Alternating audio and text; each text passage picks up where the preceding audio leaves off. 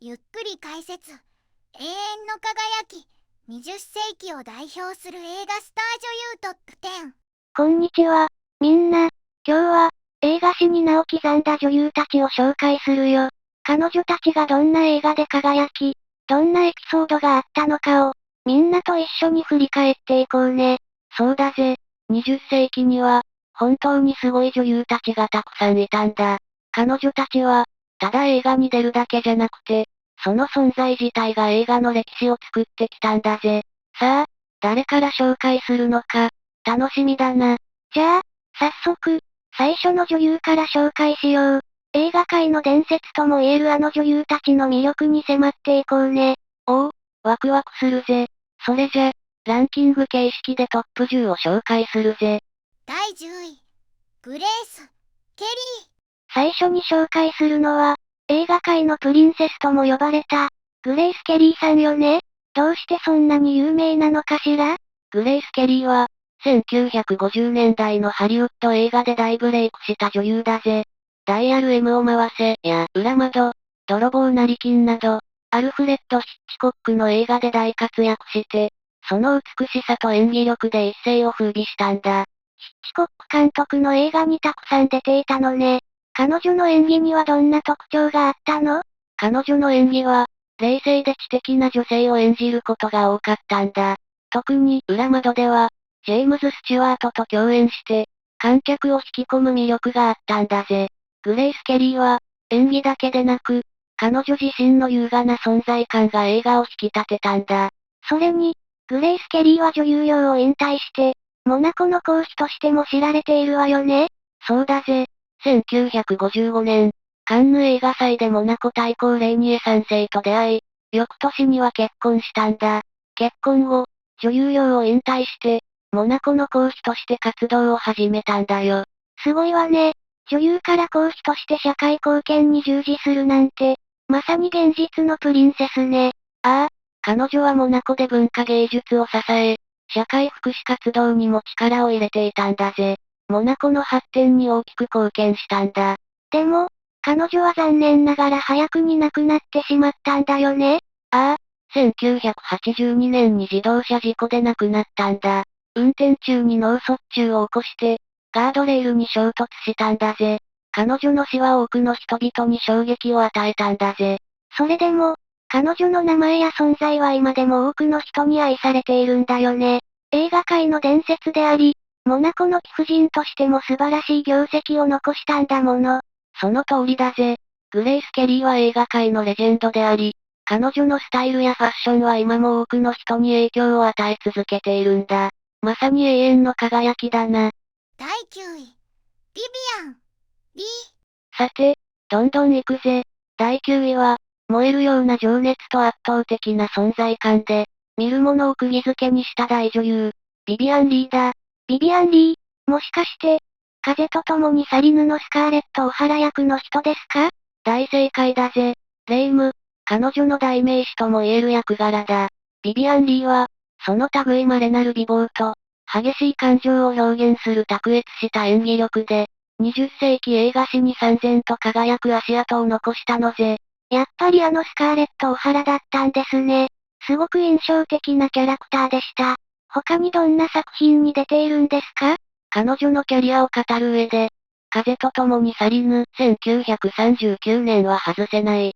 この作品で彼女は、激動の時代を生き抜く情熱的なヒロイン、スカーレットを見事に演じきり、最初のアカデミー主演女優賞を獲得したのぜ。他にも、欲望という名の電車1951年では、戦災で崩壊寸前の女性ブランチを演じ、2度目のアカデミー主演女優賞を受賞しているんだ。この2つの役柄は全く違うタイプなのに、どちらも完璧に演じきっているのが、彼女の凄さなのぜ。風と共に去りぬのスカーレットと、欲望という名の電車のブランチ。全然イメージが違うのに、どちらもアカデミー賞を取るなんて、本当に演技の幅が広い方だったんですね。ああ、彼女は役に深く没頭するタイプで、その役作りのために心身ともにすり減らすこともあったと言われている。特に欲望という名の電車のブランチ役は、彼女自身の精神状態にも影響を与えたというエピソードは有名だぜ。劇的な人生を送った彼女だからこそ、あんなにも情熱的で複雑なキャラクターを演じられたのかもしれないな。女優として役になりきるって、すごいことだけど、大変なこともたくさんあったんですね。でも、その努力があったからこそ、あんなに心に残る演技ができるんですね。まさにのぜ、ビビアン・リーは、短命だったが、彼女が銀幕に残した情熱的で力強い演技は、今も多くの映画ファンに語り継がれている。まさに、永遠に輝き続けるスターだぜ。第8位、イングリッド・バーグマン。さあ、続いて第8位だぜ。知的で誠実な美しさ、そしてどんな役でも演じきる確かな演技力を持つ大女優、イングリッド・バーグマンだ。イングリッド・バーグマン。あ、カサブランカの人ですよね。ハンフリー・ボガートと共演していた。レイム、詳しいじゃないか。その通り。カサブランカ、1942年のヒロイン、イルザを演じたのが彼女なのぜ。イングリッド・バーグマンは、スウェーデン出身で、ハリウッドに進出してからもそのナチュラルな美貌と、内面から滲み出るような知性と誠実さで、世界中の観客を魅了したんだぜ。カサブランカ、すごく有名な映画ですもんね。あの美しいヒロインの人が、イングリッド・バーグマンだったんだ。他にもどんな作品が有名なんですか？彼女の代表作は本当に多いんだが、まずは、カサブランカ、そしてヒッチコック監督作品の汚名1946年や白い恐怖1945年での演技も高く評価されているぜ。特にガストー1944年では、夫に精神的に追い詰められる妻を見事に演じ、最初のアカデミー主演女優賞を受賞している。その後も、アナスタシア1956年で2度目。そして、オリエント急行殺人事件1974年でアカデミー助演女優賞を獲得するなど、実に三度もオスカーを受賞しているんだ。これは本当にすごいことなのぜ。カサブランカだけじゃなくて、ヒッチコック作品にも出て、しかもアカデミー賞を3つも、本当にすごい実力派の女優さんだったんですね。ああ、彼女は私生活でも波乱万丈で、イタリアの監督ロベルト・ロッセリーニとの恋愛関係がスキャンダルとなり、一時期ハリウッドから追放されるなんてこともあったんだ。だが、ヨーロッパで素晴らしい作品に出演し続け、見事にハリウッドへのカムバックを果たした。その人間的な強さも、彼女が多くの人々に愛され続けた理由だろうぜ。スキャンダルがあっても、実力で再び輝きを取り戻したなんて、かっこいいなぁ。まさに、女優としても人としても強い方だったんですね。そういうことなのぜ。イングリッド・バーグマンは、逆境に負けず、常に真摯に役と向き合った。まさに誠実さと実力を兼ね備えた。20世紀映画史に欠かせない大女優だぜ。第7位、キャサリン・ヘプバーン。さあ、第7位だぜ。我が道を行く、ハリウッドの型破りな大女優、キャサリン・ヘプバーンだ。キャサリン・ヘプバーン、どんな方なんですか？彼女はな、アカデミー主演女優賞を史上最多の4回も受賞している。まさに伝説的な女優なのぜ。その最大の魅力は、誰にも媚びない強い意志と、時代の常識にとらわれない生き方だったんだ。当時のハリウッドでは考えられなかった、ズボン姿でいることが多かったり、マスコミの質問に歯に衣着せぬ物言いをしたりと、とにかくユニークな存在だったのぜ。アカデミー賞を4回も、それはすごい。しかも、すごく個性的でかっこいい方なんですね。ああ、彼女のキャリアは非常に長く、勝利の朝、1933年で早くも最初のアカデミー賞を受賞している。その後も、招かれざる客、1967年。冬のライオン、1968年。そして、黄昏、1981年で主演女優賞を獲得しているんだ。これらの作品で彼女が見せたのは、自立した強い女性像や、人生の深みを表現する圧倒的な演技力だったぜ。特にスペンサー・トレイシーとの長年にわたるパートナーシップは有名で、共に多くの素晴らしい作品を残しているのぜ。なるほど。ただ綺麗とか可愛いだけじゃなくて、演技力と人間的な魅力で勝負した方なんですね。スペンサー・トレイシーとの関係も、映画ファンにとっては有名なエピソードなんですね。そういうことなのぜ。彼女は、自分が信じる道を突き進み、ハリウッドの慣習にとらわれず、常に真実を追求した。その生き様そのものが、多くの女性に勇気を与えたんだぜ。キャサリン・ヘプバーンは、まさに独立心と実力を兼ね備えた、20世紀アメリカを代表する女優の一人なのぜ。第6位、マレーネ・ディートリヒ。さて、第6位だぜ。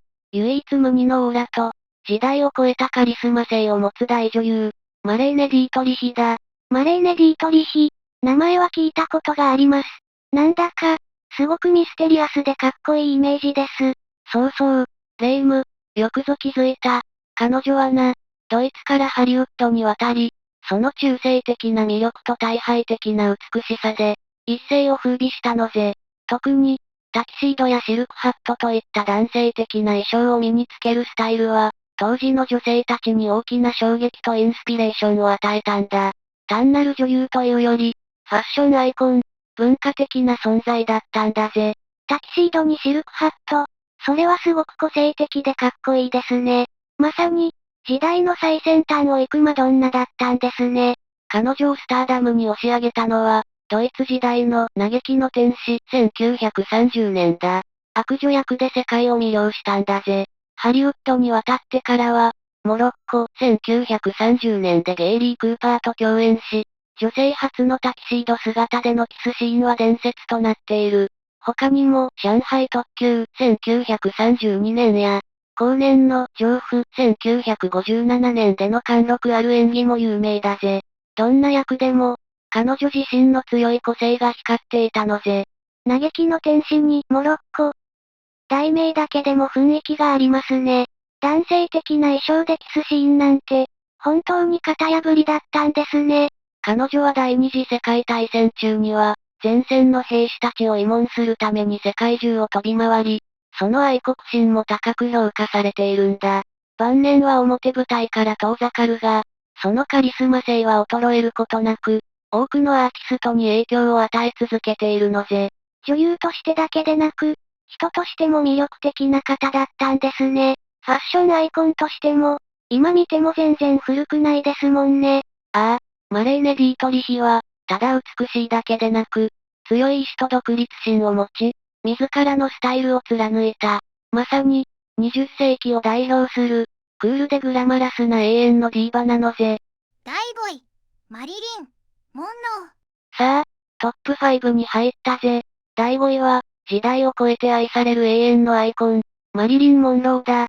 マリリン・モンロー。名前を聞いただけで、あの笑顔とブロンドの髪が浮かんできます。やっぱりすごく人気だった方なんですね。ああ、人気なんてもんじゃないぜ。彼女は、単なる女優という枠を超えて、20世紀のセックスシンボル、そしてポップカルチャーの象徴となった人物なのぜ。そのキュートなルックスと、時折見せる憂鬱な表情のギャップが、多くの人々を引きつけたんだ。彼女のファッションや仕草は、今なお多くのアーティストに影響を与えているぜ。セクシーでキュート、そしてちょっと影がある。すごく魅力的ですね。どんな映画が有名なんですか？彼女の代表作といえば、ナイアガラ、1953年でその小悪魔的な魅力を発揮し、紳士は金髪がお好き、1953年や、7年目の浮気、1955年といったコメディ映画で、コケティッシュな魅力を爆発させたのぜ。お熱いのがお好き、1959年では、キュートで歌って踊れる才能も見せつけ、ゴールデングローブ賞の主演女優賞を受賞している。彼女の持つ、どこか危うく、目が離せないオーラが、見る者を引きつけてやまなかったんだぜ。7年目の浮気の、あのスカートがふわってなるシーン、見たことあります。まさにアイコンですね。コメディも得意だったんですね。そうそう、あのシーンはあまりにも有名だぜ。彼女は女優としての評価を得るために真剣に演技を学び、シリアスな役にも挑戦しようとしていたんだ。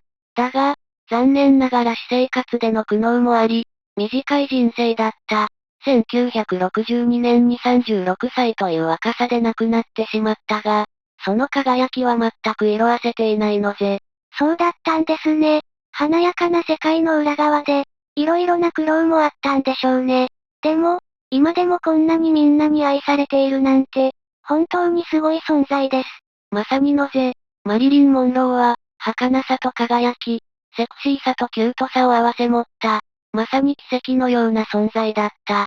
彼女が残した光は、これからも永遠に人々の心の中で輝き続けるだろうぜ。第4位、グレタ・ガルボ。いよいよトップ4入りだぜ。第4位は、その神秘的な存在感と、孤高の美しさで伝説となった大女優、グレタ・ガルボだ。グレタ・ガルボ。名前からして、なんだかすごくオーラがありますね。どんな方だったんですか？彼女はな、神聖なる女優、ザ・ディバインと呼ばれたんだぜ。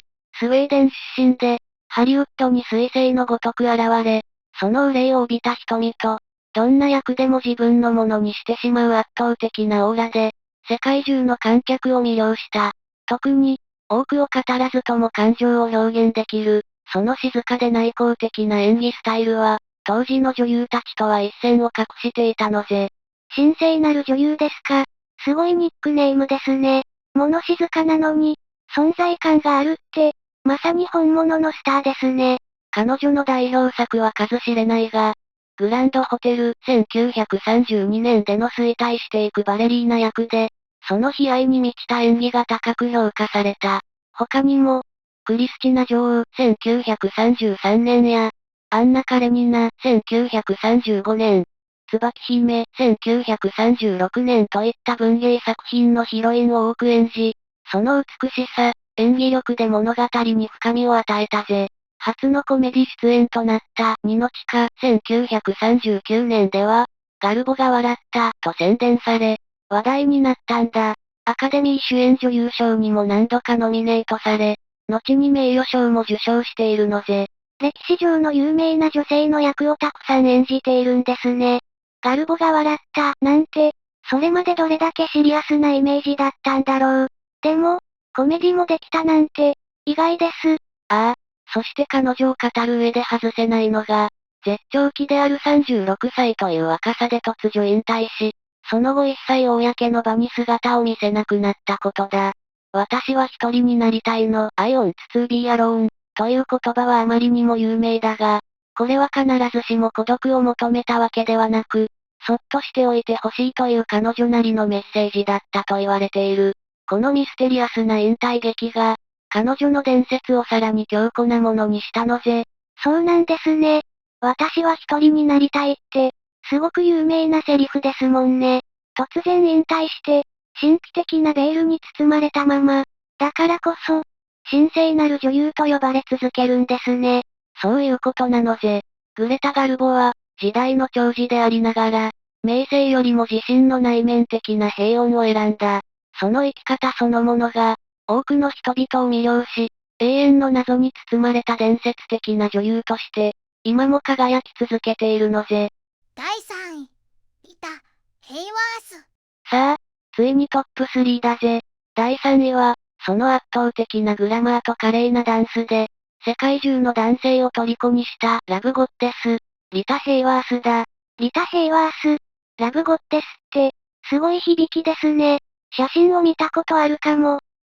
すごく情熱的で綺麗な方ですよね。そうなんだ。彼女は、1940年代を代表するハリウッドの大スターで、そのエキゾチックな美しさと、プロのダンサーとしても活躍していたほどの抜群のスタイル、そして何より画面を通して伝わってくるセンシュアルな魅力で、文字通り世界中の男性たちの憧れの的だったのぜ。わあ、ダンスもできたんですね。ただ綺麗なだけじゃなくて、パフォーマンスも素晴らしかったんですね。ああ、彼女の代表作といえば、やはり、ギルダ、1946年に尽きるぜ。この映画で彼女が演じた魅力的で危険な悪女、ギルダ役は、彼女のキャリアの頂点となった。特に、手袋をゆっくりと脱ぐ挑発的なダンスシーンはあまりにも有名で、今も語り継がれる伝説のシーンなのぜ。他にも、カバーガール1944年や踊る結婚式1941年といったミュージカル映画でも、その華麗なダンスと歌声を披露しているぜ。彼女の登場するシーンは、まさに画面がパッと華やぐような、特別のオーラがあったんだ。キルダ、題名だけは知っていましたが、そんなに有名なシーンがあったんですね。手袋のダンス。見てみたいです。ミュージカルも出ていたなんて、本当に多彩だったんですね。そういうことなのぜ。彼女は、多くの男性から愛された一方で、私生活では結婚と離婚を繰り返し、波乱万丈な人生を送ったことでも知られている。晩年は病とも戦ったが、彼女がスクリーンに残した輝きは、今もなお多くの人々を魅了し続けているのぜ。華やかな世界の裏で、色々大変なこともあったんですね。でも、だからこそ、スクリーンでのあの輝きが、より一層心に響くのかもしれませんね。まさにのぜ、リタ・ヘイワースは、その美貌と才能でハリウッドの黄金期を彩り、多くの人々に夢を与えた。彼女は永遠に、ラブゴッテスとして映画史にその名を刻んでいるのぜ。第2位エリザベス・テイラー。さあ、第2位だぜ。誰もが認める美貌と、波乱に満ちた人生で伝説となった大女優、エリザベス・テイラーだ。エリザベス・テイラー。名前も顔も知ってます。本当に、宝石みたいにきらびやかな方ですよね。そうなんだ。彼女は世界で最も美しい顔を持つ女優と称され、その紫色の瞳と完璧なプロポーションで、生涯にわたり人々を魅了し続けたのぜ。子役からキャリアをスタートさせ、清純派から大人の女優へと見事に脱皮した。そのゴージャスな存在感は、まさにハリウッド黄金期の象徴だったぜ。子役からだったんですか。ずっと輝き続けていたんですね。どんな映画が有名なんですか？彼女の代表作は数多く、日の当たる場所、1951年で評価からも高く評価され、バターフィールド8、1960年と、たがために金はなる、1966年でアカデミー主演女優賞を2度受賞しているんだぜ。特に、クレオパトラ、1963年では、当時史上最高の制作費がかけられたことでも話題になり、タイトルロールのクレオパトラを演じて、その美しさと存在感を世界中に知らしめた。リチャード・バートンとの出会いもこの作品で、二人の燃えるような関係も大きな注目を集めたのぜ。クレオパトラ、聞いたことあります。あの豪華なイメージは、エリザベス・テイラーさんだったんですね。アカデミー賞も2回も受賞しているなんて、見た目だけじゃなく演技力も素晴らしかったんですね。ああ、彼女は私生活でも非常に注目を集め、8度の結婚と7度の離婚を経験している。特にリチャード・バートンとは2度結婚しているんだ。宝石をこよなく愛したことでも知られ、その豪華なコレクションは有名だぜ。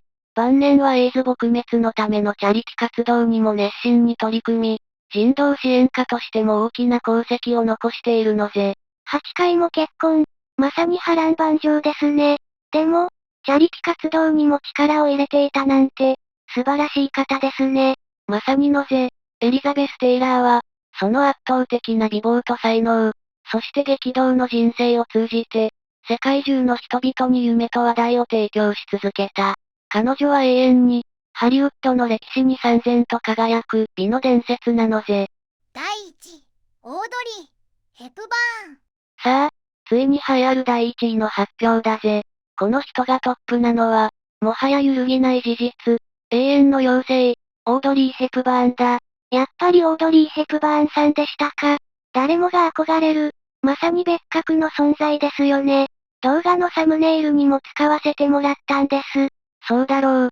彼女はな、単なる美しい女優というだけでなく、その気品あふれる立ち居振る舞い、優雅なファッションスタイル、そして内面から滲み出る温かい人柄で、世界中の人々を魅了し、今なお最も愛される女優の一人として輝き続けているのぜ。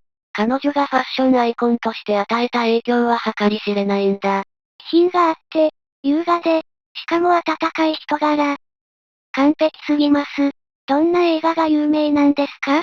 彼女のキャリアは、ローマの休日、1953年で突然のブレイクを果たしたことから始まったぜ。この作品でアカデミー主演女優賞を受賞し、一躍トップスターになった。その後も、麗しのサブリナ、1954年。ティファニーで朝食を、1961年。マイ・フェア・レディ1964年など、映画史に残る名作に立て続けに出演し、その唯一無二の存在感を確立したのぜ。ティファニーで朝食をで見せた、ジバンシーのドレスを着こなす姿は、今も映画史、ファッション史に残る伝説的なシーンだ。ローマの休日は本当に有名ですよね。ティファニーで朝食をの黒いドレスのイメージも強いです。どの映画もタイトルを聞いただけでワクワクします。そして、彼女の人生で特筆すべきは、女優業から身を引いた後、ユニセフ親善大使として飢餓や貧困に苦しむ子供たちのために尽力したことだ。世界各地を訪れ、その現状を訴え、多くの人々の支援を集めた。その人道的な活動は、彼女の美しさにさらなる輝きを与えたのぜ。晩年まで精力的に活動を続け、人々に希望を与え続けた。ユニセフ親善大使として、世界中の子供たちのために、なんて素晴らしいんでしょう。外見の美しさだけでなく、心の美しさも世界一だったんですね。まさにのぜ、オードリー・ヘプバーンは、その類稀なる美貌と才能、そして何よりもその献身的な活動を通じて、人々に愛と希望を与え続けた。彼女は永遠に、私たちの心の中で輝き続ける、真のスターなのぜ。総評またはまとめ。10位から1位まで、本当に素晴らしい女優さんばかりでしたね。皆さん、伝説と呼ばれるにふさわしい魅力的な方ばかりでした。ああ、そうだろう。ハリウッド黄金期を彩った彼女たちの輝きは、今も人々を魅了しているぜ。単なる美しさだけでなく、演技や人柄、慈善活動など、いろいろな面で本当に魅力的でしたね。それぞれの生き様が、多くの人々に影響を与えた。まさに真のスターだぜ。